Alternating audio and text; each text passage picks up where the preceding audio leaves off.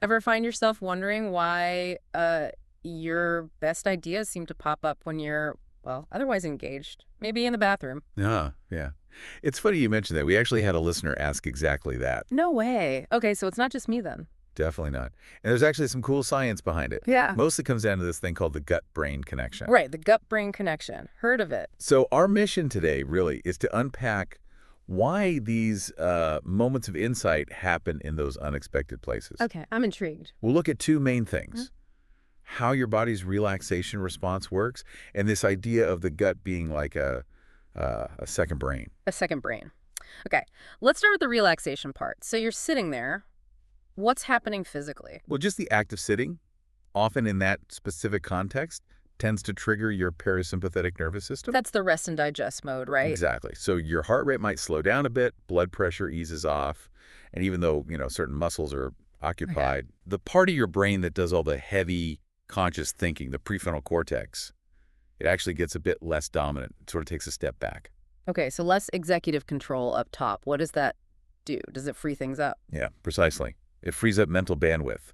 When your brain isn't so tightly focused on controlling everything, it has more room to wander, to make different kinds of connections. Like clearing off your mental desk a bit. That's a great way to put it. Yeah. So you're physically relaxed, your main thinking center is less active.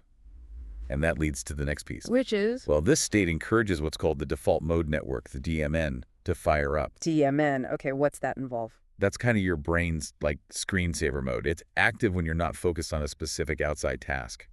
It's where daydreaming happens, self-reflection. Mind-wandering territory. Exactly.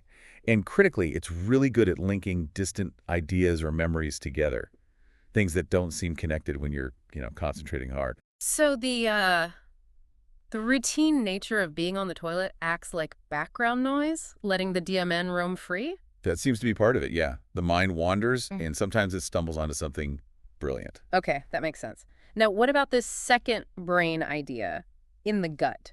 Right. So lining your entire digestive tract is something called the enteric nervous system, the ENS. Enteric. Okay. It contains around 100 million neurons. Wait, 100 million? Oh, seriously? Like actual neurons? Yep. As many as you'd find in the spinal cord, roughly. And what's really wild is that it uses the same neurotransmitters as your main brain. Like serotonin, dopamine, that kind of stuff? Exactly. Serotonin, dopamine, GABA, loads of them. And the ENS is constantly talking to your brain. How does that work? How do they talk?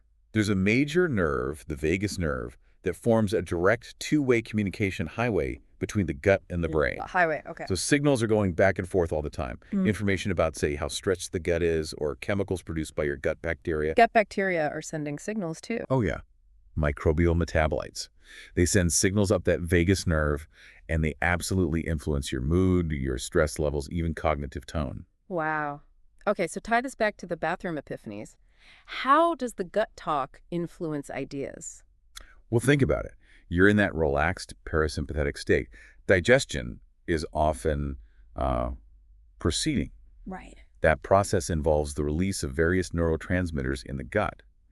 And those signals traveling up the vagus nerve can subtly modulate brain activity. It's not like your gut is thinking the idea, Okay, yeah. but it might be creating a neurochemical environment in the brain that's just slightly more fluid, more open to novel associations. A little nudge. So putting it all together, you've got the physical relaxation from the parasympathetic system, the mind wandering enabled by the DMN being active, and these subtle chemical nudges coming up from the gut. Exactly. It's this confluence of factors. The body is calm, the conscious mind takes a backseat, and the gut's mood is influencing the brain's receptivity. That creates this sort of fertile ground for insights to just pop up. That's the theory. It explains why these moments that feel random often happen during these specific kinds of downtime.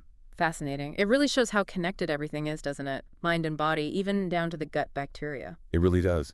And, maybe a final thought for you listening. Yeah. If these involuntary moments of relaxation and mind wandering can be so productive, what might happen if you consciously built more of that into your life?